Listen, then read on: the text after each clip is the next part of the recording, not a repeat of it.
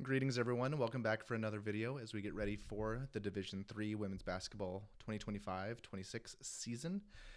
Today, I will be looking at, let's get my video dialed in. We'll be talking about my top 25 ballot for the D3Hoops.com preseason women's poll and walking you through my own voting philosophy and how I'm constructing it.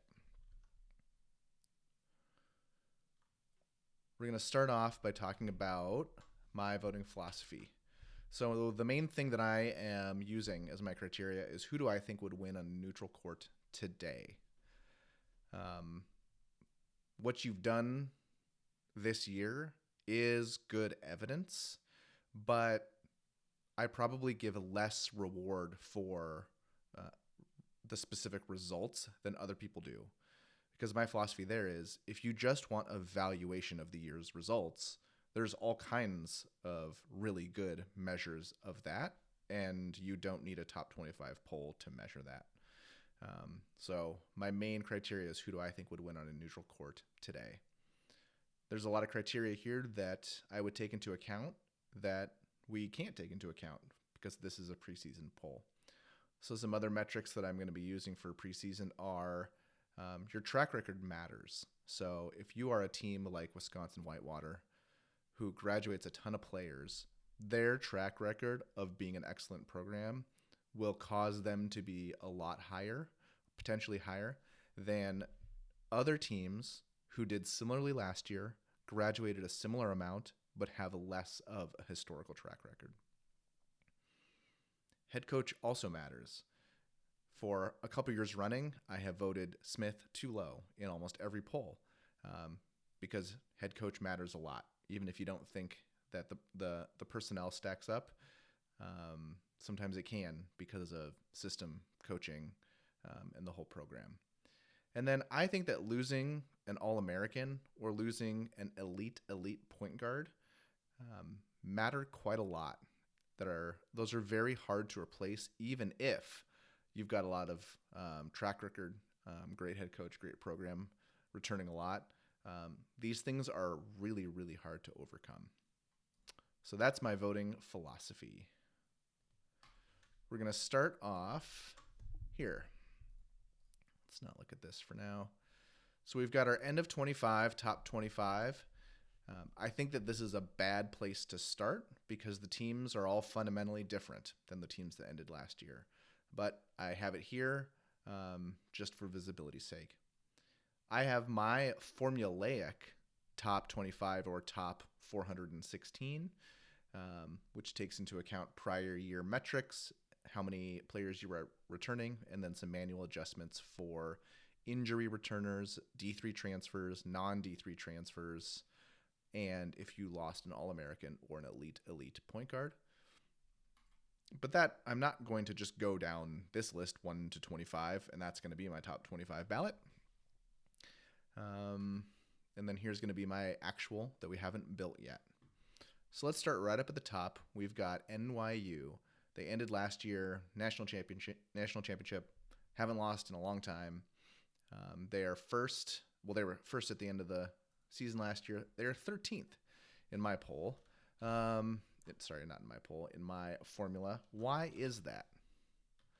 Well, we go down here. Who is NYU not bringing back? They're not bringing back Belle Palekia, Mary Kate Fahey, Chloe Teeter, Natalie Bruns, Jamie Bihar, Maria Alvarado, and then Kate Peak played some minutes for them and transferred, I believe, at semester break last year. And, of course, she is also not back. This is an incredible amount to not bring back, both in total minutes in production, but in star quality. You have the D3Hoops.com National Player of the Year, Natalie Bruns, and I think the most valuable player I have seen in the last 5 years or more in Division III women's basketball, Belle Palekia, who is sound with the ball, distributes the ball, scores, good free throw shooter, and I think was the best defender in Division III. And also just a team leader that you often find in that point guard quarterback archetype. And I don't know how you replace this type of player. And so those are some of the reasons that go into NYU being 13th in this formulaic. So I don't think I'm going to put them first, but I'm going to start and putting them in the 3 spot and see how it feels. Actually, no. I'm going to put them in the 2 spot and see how it feels. We go into Smith, national runner-up last year, 9th in the top 25. My formulaic.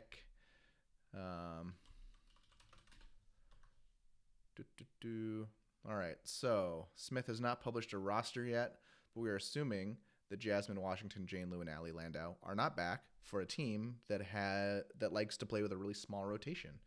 That's a lot to replace. They likely do have Ella Sylvester, Hannah Martin, Uta Nakamura, and others, but that's a lot to replace. Now, they are bringing in some people.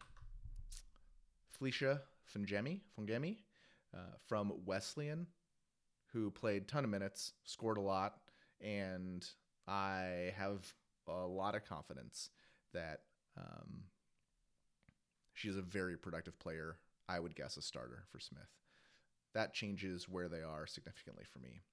And then they also are pulling in Briaria Cannon from Eastern Kentucky. Didn't play a ton of minutes at Eastern Kentucky, but did play some minutes and is, I believe, a 6-foot player. Eastern Kentucky is, I believe, a Division I school. And so I could see her being quite productive for Smith as well. And knowing that I have put Smith too long, we're going to start with them in the 3 spot. Let's go to Oshkosh. 3rd last year, end of year poll. 6th in my formulaic preseason ranking. Oshkosh. They do not bring back Julia Magnuson, Jaden Kalinsky, Casey Vale, Alex Rondorf, and Allison Forney. They do get Bridget Frolke back from injury. I don't remember if they had any. No D3 transfers. They pull in Addie Heffel from Division II, University of Mount St. Louis. So that is one transfer. Last year they pulled in Alex Rondorf and Sammy Byer, who are both productive for them. I believe both of those came from the D2 level as well. So Sammy Byer returns, Avery Poole, Kate Hummel, Sarah Hardwick.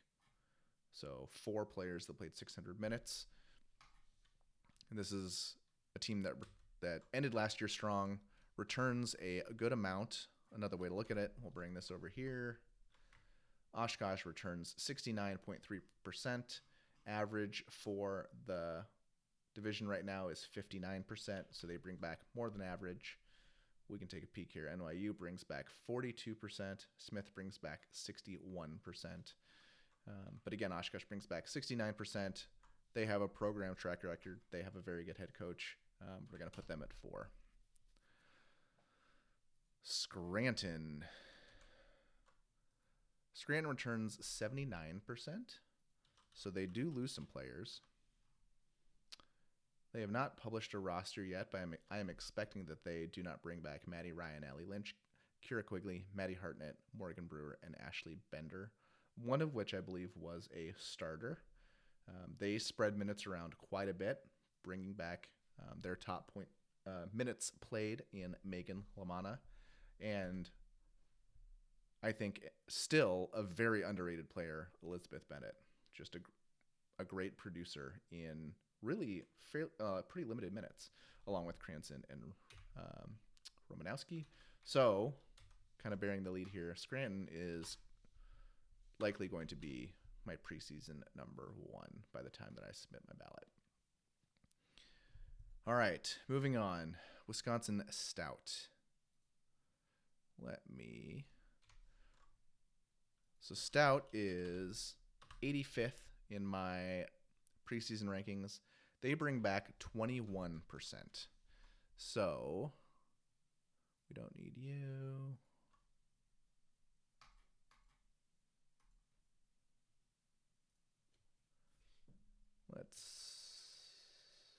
Where are my,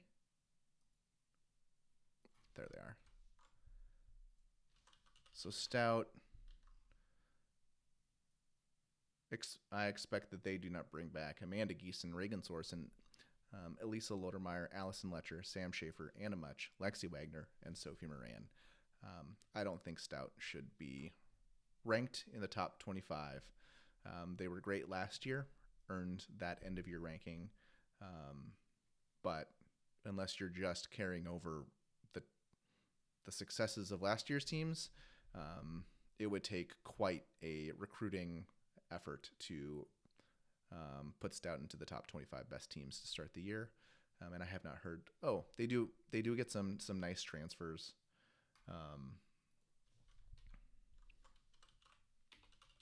They pull in Allison Wokach from Platteville, maybe.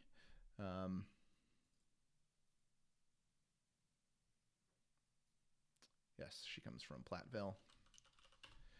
And then they also get transfer Emily Coonrod from Wisconsin Superior. But I just don't think that that's going to be enough to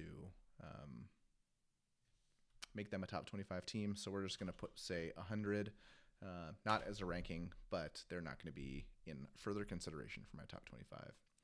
Next up is Bowdoin. Strong last year. Strong in my preseason poll. My formulaic ranking, Bowdoin returns 65%. We'll look at who Bowdoin is not bringing back. Large losses of Sydney Jones and Callie Godfrey, and also Charlotte Sweet, who played not insignificant minutes. And Sydney Jones, along with Belle Palecchio, is one of my 4 elite point guards that I think really changes the not trajectory, but maybe the ceiling of what a team can be because of all that they do. So I do like Bowdoin this year. They do have a good track record of success. They return about 2/3 of their scoring production. I'm going to actually put them 10th and see how I like that. Next up is Gustavus Adolphus. I am going down at the moment, end of year top 25. Maybe we'll go through the top 10 before switching approaches. Gustavus Adolphus brings back 17% of their scoring from last year, which is the 10th lowest number.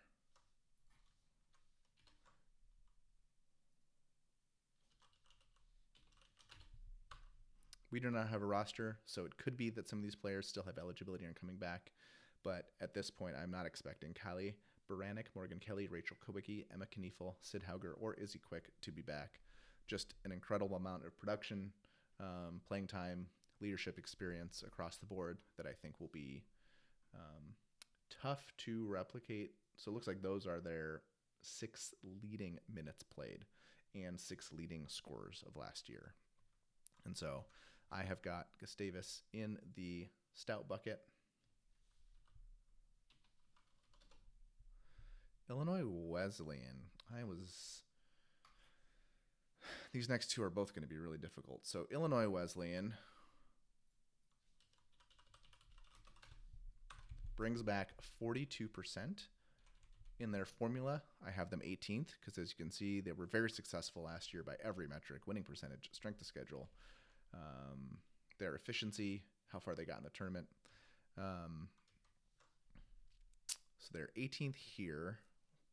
Let's look at their roster, which we do have. So they are not bringing back Kate Palmer, Mallory Powers, Lauren Huber, Katie Knutson, Sophie Feeney, Mackenzie Huber. So I think that's 3 starters: Palmer, Powers, and Huber. That is a lot, but they do bring back Ava Bardich and Sawyer White, along with Sarah Bally and Laura Malum, who all played significant minutes. Malum would have played a lot more if not for injury, so I view her on the same rough level as Sarah Bally. This school program has a great track record as well. Great coach. I don't know anything specific about the incoming class, but it is fairly large, class of 9. I am going to pencil them in at 15th and see how that feels later. I want to put them lower right now, but I have a sneaking suspicion that there will not be 14 schools that I feel better about. Baldwin Wallace. They return 48%. They are 12th in my formula. And let's see what the specifics are about what they do not bring back. They have published a roster, so they do not bring back this entire group. Kaylee Ressler, Emily Irwin, Bella Valent, Sadie Arend, Alec Johnson, Maddie Ebert, Riley Bennett, Grace Hellinger, and Eiley Batterstasher. Huge group there, lots and lots of minutes. They do bring back a core of players that did play minutes for them. This is also a traditionally strong program, good head coach. They are roughly in the same bucket for me as Illinois Wesleyan, but I'm going to put them 16th. I'm going to put Gettysburg 17th. They have some kind of surprise non-returners that pulled them down. That they were at one point my formulaic preseason number 1, but we're gonna put them at 17th. I still think that they will be very competitive in the Centennial. Let's do a couple more here. Well, let's just do Whitman. So Whitman, I think, also falls into the Wisconsin Stout Gustavus Adolphus bucket. They graduate just a ton of players, a lot of starters. Looks like their 4 highest minutes played, so potentially 5 starters all graduating. I think that will be tough to replace. So they're going to be all the way off as well. So now let's start move off of the end of last year's top 25 and start going down my list. And let's sort my list here. So we've got Washington and Lee. This is a team to me that has overwhelming talent. I want to put them very high, but I think their ceiling last year was limited by guard play, ability to take care of the ball, ability to distribute. And I'm not sure that that's changing this year. And until I see it changed, I think that they have a lower ceiling for all the talent that they have, which is not just Slicner. So I do really like the talent. So we're going to put them in my top 10 for now. Moving on to Trinity of Connecticut. This might surprise some people. But Trinity, I don't think we have a roster yet, but they can return up to 92% of their scoring. And then last year they won over 2/3 of their games against, was that the hardest schedule? Second hardest schedule in all of Division III. All of these paired together is a very rare combo. Teams just don't win that much against this kind of strength of schedule and return a ton. It's rare. So my formula says 3. I can bump a team up here, but I don't think I'm going to do it. So we're going to start with them at 7.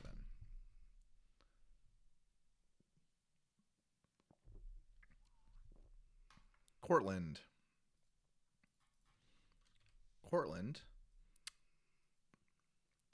is their roster is published. They will return 99.8% of their total minutes. Points from last year.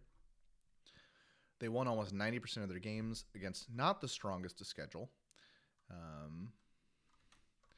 And let's see what their roster looks like. So they have not published their roster, actually. So there might be some players on here that they don't return. But I'm, for the purposes of this at the moment, expecting that they return Campbell, Funk, Lusk, Huss, Tillotson. This is a tough one because I would expect them to do better than last year, which was almost a 90% winning percentage. Now, this list is going to be who the 25 teams that I think would win on a neutral court tomorrow. It's not who I think will start the year undefeated. I think we can get fooled by teams that start the year on they start 8-0, 11-1 against a pretty weak schedule. And actually looking here, among teams that I'm kind of talking about, they're among the weakest schedules. So it could be that Cortland opens the year with a lot of wins, but that shouldn't affect where I want to put them. We're going to put them 9th.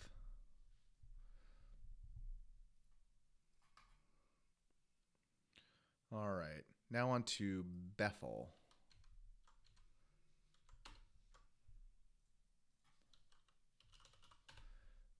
Bethel returns 72%. And a big thing for them was, where is she? Ellie Schmitz. Ellie Schmitz is going to be back as a grad student. And she did everything for them. Now, Bethel is losing a big group here. Anna Garfield, Lydia Hay, Elsie Broersma, Ella Bant, Cassette Hendrickson, Lucy Corley, and Ruth Anna Doley. But, I mean, Garfield and Hay were definitely starters and large contributors. But bringing back 3 starters, including Schmitz, they've had a good run. I do like Bethel, so we'll put them at 12. You can see I've got a gap up here, 5 and 6. Got to fill it. At some point, it could just result in my 7, 8, 9 all the way down, sliding up. But we're moving on to Bates. Last year, Bates, 667 against a 611 SOS. Really, really strong NPI. Return 84% there. And they graduate one player, one significant starter, Alexandra Long, but they bring back Delario, who I think is the most unique player on that team. I really like Bates. They do have a brutal schedule that might result in them accruing. Actually, it's not that bad. So actually, we're going to put Bates at 5. Colby, this is a fun one because I don't think they've published a roster yet, but they can bring back everybody. Literally 100%. 577, so they didn't win 600 last year. They had a really tough strength of schedule. But this type of profile where you didn't win tons and you bring back a lot doesn't necessarily mean that the team will be a lot better.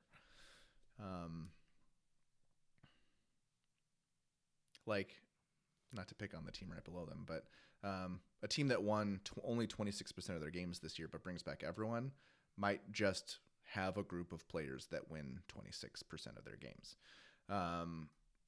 There's at some percentage, and it's not a line, but it flips, right? Where the type of players that as freshmen or sophomores or juniors win 75% of their games are usually the types that by the time that they're all 1, 2, 3 years older can be winning a higher percentage of their games. Where do I think Colby is in that? I think I'm unsure. And so I still really like who they were and who they can become. So I'm going to throw them at 20. All right, Johns Hopkins ended last year quite strong. Work out well in the formula.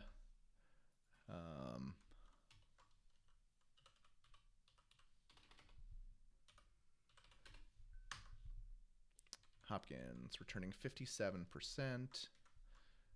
Who is it that they're not returning? Hopkins doesn't return this group. Greta Miller, Michaela O'Neill, Jaden Murray, Natalie Mann, Elizabeth Peebles, and Zoe Sewell. 2 very significant players and overall just a lot of minutes. So I don't like Johns Hopkins for the top 10, but 14, I like that. Fascinating one here, McDaniel. So this NA means that they were not on any ballot at any point last year, but they are my formulaic 14th team. Let's look into why. This is somewhat similar to the Colby story. So they did win over 600% against a lesser SOS than Colby, and 50 points of SOS is very significant. But 562 itself is very strong, and they return just about everyone. I just feel like I feel less sure about McDaniel than I do Colby. Um, but I think the pieces are there for this team to be quite good. So I'm going to put them at 25. Next up is Hamilton.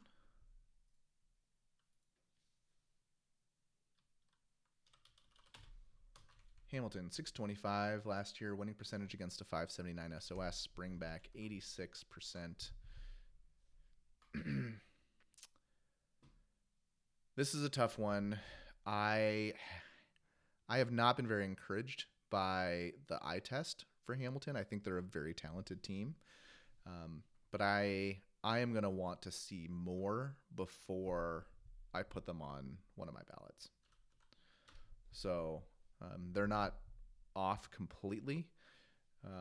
We'll see how I like the rest of these teams to see if 35 is actually how I feel about Hamilton, or if it ends up being 28 or perhaps even in the top 25. But for right now, that's where they're going to get penciled. John Carroll. This was a team that I think surprised a lot of us last year. They won almost 3/4 of their games. Not against the strongest of schedules, but they do return almost everyone. Let's see if they have published a schedule yet. They have published a schedule, so Matty Petrowski is someone that graduated along with Angelo Vitintonio, and looks like Olivia Donnelly is not back, but the bulk of the team is back except for Petrowski, and so I expect this team to be quite good. You can see they've got a lot of juniors. They're going to be senior laden, a lot like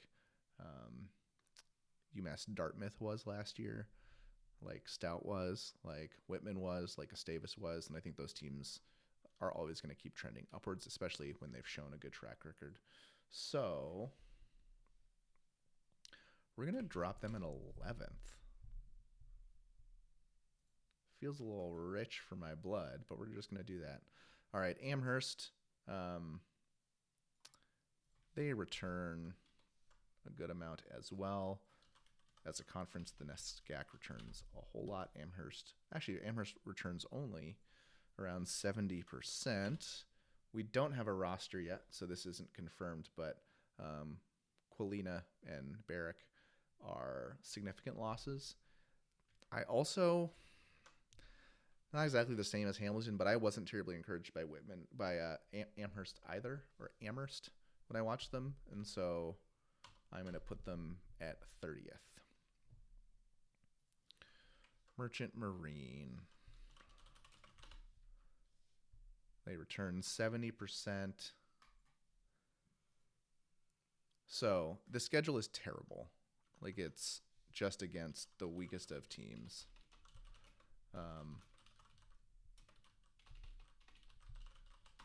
Let's pull up their roster.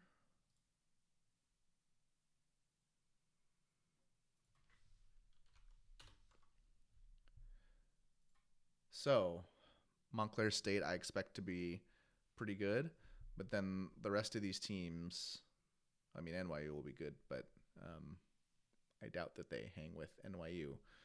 It's just a really weak schedule overall. I think they will win a lot of games. Do I think they're a top 25 team? I'd say no. Where do I want to pencil them? I'd probably put them 30 in that tier. Next up is Catholic. Been very consistent. They bring back 57%. They have some significant losses. So Mulvaney, Douglas, Flaherty, and Red Cross looks like 3 starters. Significant losses. I do think the program has a really good track record. I do think the head coaching has a really good track record. I think I've heard some nice things about recruits. We're going to put them 20th. The way it's shaping up, I think that 6th and 13th will be created by all these teams shifting up.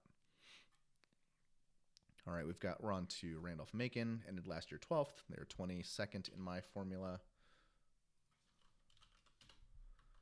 We do have their roster because they're in green. A good batch they're not bringing back here: Ziegler, Park, Velez, Kagi, Bruce, and Enriquez. But they do bring back Sam Smith, Mackenzie Matheny, Morgan Miller. A lot of good track record here as well. I'd probably throw them into this 20th group as well. Nazareth, fascinating one here. Did not receive any votes at any point last year. So 741 against a bad strength of schedule. They can bring back a lot, which is why they're all the way up at 23rd, because if you win a decent amount plus returning a lot, it just is going to get you to float pretty high. But this is a profile that I just don't like. I cannot trust a strength of schedule that low to think that just with some more experience, they start winning games against teams in the top 50.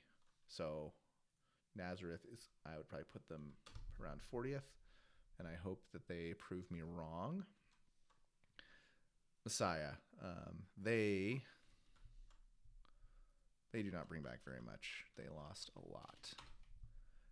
53%. That's actually not terrible.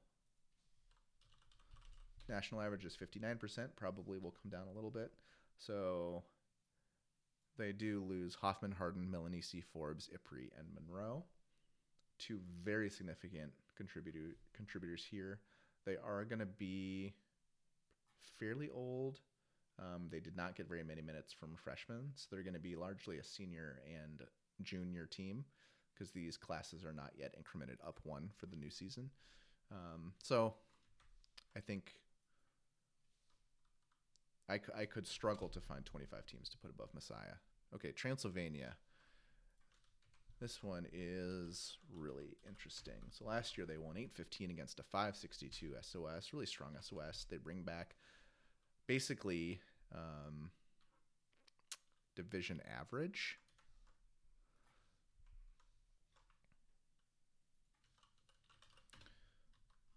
They don't bring back Worth, Teal, Cornelison, Littlejohn, Murphy, Flores, Wolf, or Allen. Worth is the big loss. They also, I believe, Keaton Hall was injured for part of last year, but I believe was a solid contributor.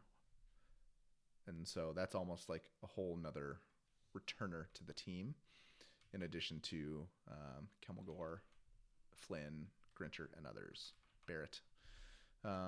So I'm also going to throw them at 25. Carnegie Mellon is a tough one.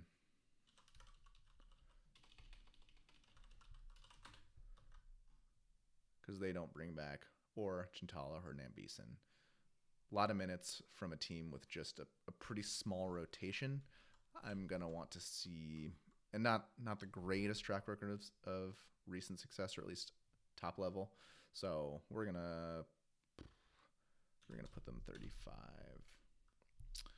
Mary Hardin Baylor, interesting one here. They actually don't know when they published their schedule. There was something I wasn't checking, but they don't bring back quite a lot. So Briscoe, Adeleke, I might be terrible with these pronunciations. Ward, James, Bockert, Clements, Gordon, and Phillips. Briscoe and Addison James were the most significant contributors out of that group. There is still a lot of minutes coming back. Okoye had some, I believe, injuries.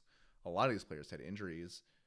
And so I think health might be one of the largest predictors of success if they can get it. I do like the upside of this team more than a lot of the others. So I'm going to put them 24th, meaning I like them better than this tier, but I don't like them better than that tier at the moment. Let's eyeball here. They did pretty good last year. I bet you they're bringing back a good amount. I should always check for these. Bringing back 83%.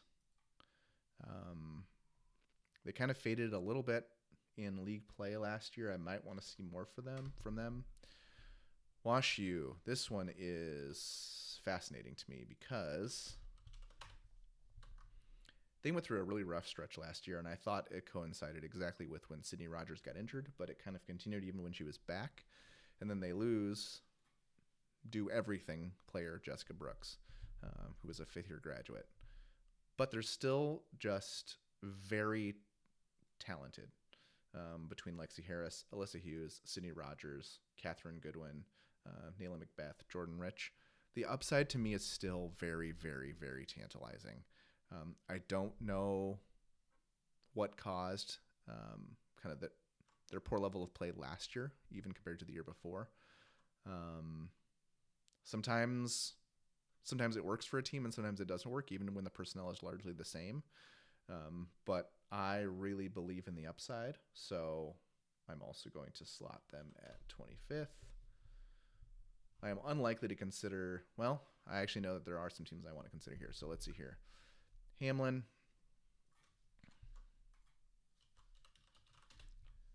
They bring back 81%. They won 704, 538. Actually, why don't I just sort this now that we're at Hamlin.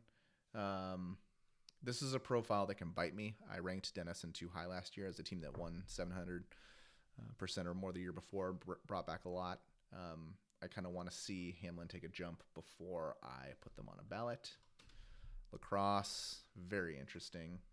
I think they were the last team in the tournament last year. They won 593 against a very, very strong strength of schedule. Bring back about 2/3. And I believe they lost some very impactful players, specifically Milne and Meeker.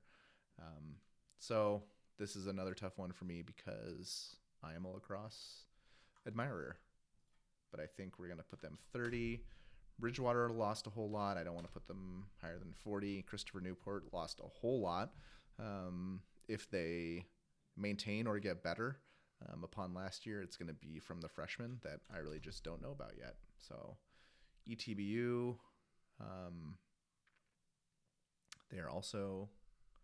they bring back 35%. I don't really want to rank them. I think Southern Virginia is a top 50 team, but they're going to be playing a really weak schedule. Sorry, you don't get discredited because you're playing a weak schedule. I think it just makes it hard for me to know if you are the 50th, the best team in the nation, the 40th, the 30th, the 20th, the 10th. And history, I think, shows that they are unlikely to be they haven't been a top 50 team, and they're bringing back largely the same roster. I hope they get better. And I expect that they will, but probably not enough to the top 25. River Falls, they bring back almost 80%. They had a tough go in the WIAC last year. I think they will be much better in the WIAC. Are they a top 25 team? I don't think so. Geneseo brings back only 2/3.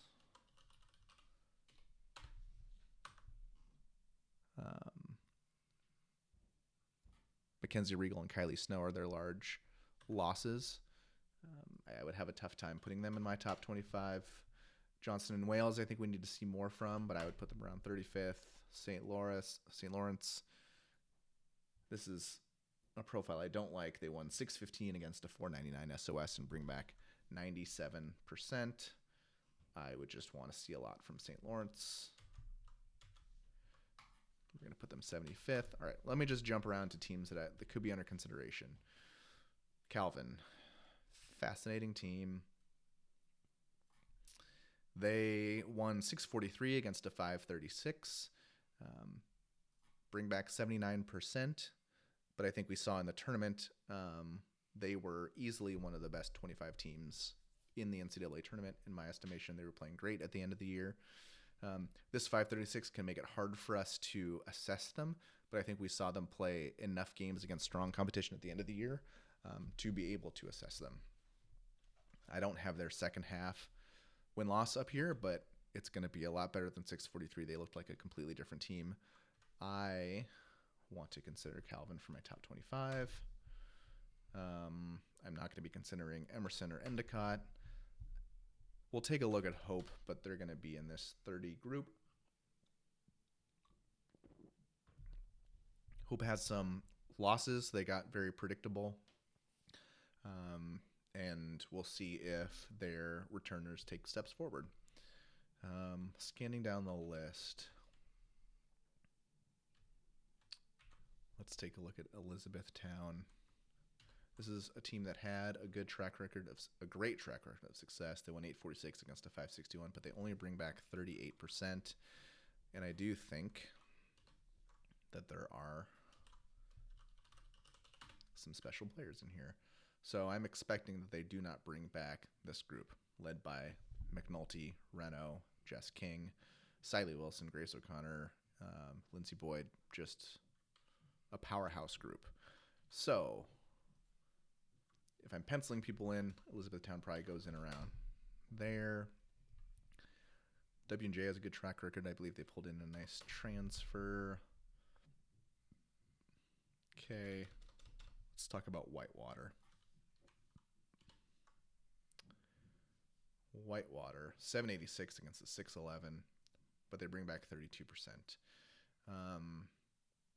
This adjustment here is due to losing an All-American, losing Casey Carollo, but also she is one of the, in my estimation, 4 elite point guards that are not back this year. Belle Plecchia, Sydney Jones, and now Casey Carollo. However, wonderful track record of success. This program, you have to trust the program and the coach to recruit and keep the program strong. I've not heard of any division, incoming transfers like they got with Katie Hildebrandt a couple years ago. And so they're going to get, I'm not sure they're at that 30th level, but I'll start evaluating them again at 31. Trine is a similar boat. This is my 4th elite point guard, Sydney Wagner. I trust the program. I trust the coach. I think they will still be good. I don't think they're going to be on my top 25 ballot, but kind of that 40 range. Wartburg is the one that actually I want to evaluate right at 26, just because of the program, how they recruit. They do, though, graduate or lose Jenna Saunders, Maggie Wilkins, Faith Trelka, Tatum Grubbs, Jaden Murphy, Sarah Faber, Lauren Wosty, Brittany Young, Natalie Beerbauer, and Brillie Seaman. And just an incredible amount of production playing time there. But it's hard for me to count Wartburg out. Ohio Wesleyan, they graduated just a ton. All-American in Casey Schipfer. So let's just make sure.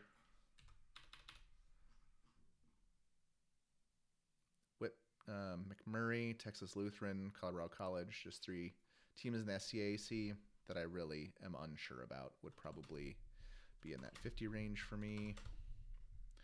And then looks like we don't have anyone else in my top kind of 40-ish. So this is probably going to be my group. Let's just change these. Instead of 1 to 17, they're going to be 1 to 15. We're going to bump everyone up a level. Let's start at the top. I like Scranton here. I like NYU. Do I like NYU second? Man, I don't want to bet against the program.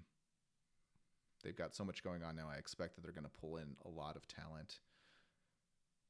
They bring back talent. This one's a tough one.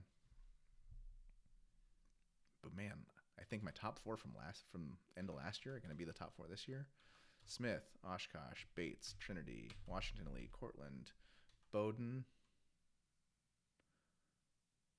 John Carroll, Bethel, Johns Hopkins, Illinois Wesleyan, Baldwin Wallace. See, this just feels too high for Illinois Wesleyan, Baldwin Wallace, and Gettysburg, but everyone else lower is going to be lower. All right, so now we got Macon, Catholic, and Colby. I think this is kind of a guessing game, but I do like this order.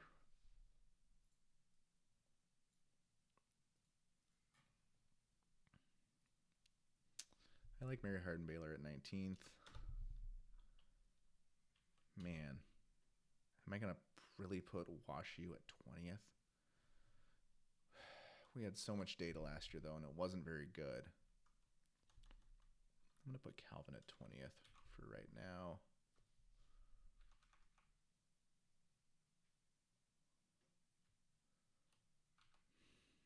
Do I dare? This would just be a coach. This would be me ranking a coach in a program. We're going to go...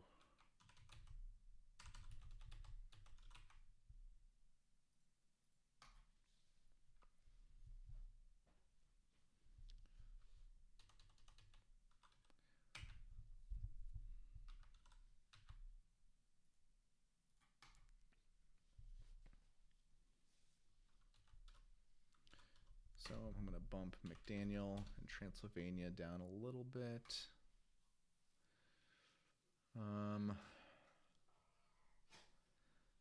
Quick scan. Let's go Newport down. I really don't see bumping any of these teams up. All right, so it looks like I've got 31 teams for 25 spots. And I might cut it off here. So this is the top 25 as it sits right now on my preseason ballot using my own voting philosophy. But I do have these 6 under consideration, and I will dig in more on those. Perhaps we get some published rosters from these teams. McDaniel has not published a roster, so we don't know if everyone is back. Amherst has not either. Co has, so their numbers are solid. Merchant Marine has not. Whitewater has not. Transylvania has, going back upwards now. La Crosse has. Hope has not. Wartburg has. WashU has. So, once we get rosters from Hope, McDaniel, Amherst, Merchant Marine, Whitewater, could be some clarity or some additional information provided there that helps. But that's my process so far. Feel free to ask me about anything that I've showed or talked about. And then a lot of it you can find here, the d3statlab.com. I've got my publishing tracker, so if you want to know for your favorite team, you can filter here if they have published their schedule, if they've published their roster. If you've got a conference that is near and dear to your heart, you can filter by it there. Nope, don't do that. We've got my preseason rankings all here. If you scroll to the right, there's more information. If you go to the bottom, there's a legend. Same filtering here. Returning and non-returning shows for each school, if they've published a roster, how many minutes from listed as senior and grads are not returning this year. How many are expected to be gone from seniors and grads? Did they get any minutes from a D3 transfer? And do they have any minutes from someone listed as a grad? And if they do, this is the name of that player. So that's it. Would be very helpful if you like and subscribe. Tell somebody about the channel. If you've got questions, comment them on a video, or you can tweet at me. You can find me on Twitter. But I think that's it. Until the next one, catch you later.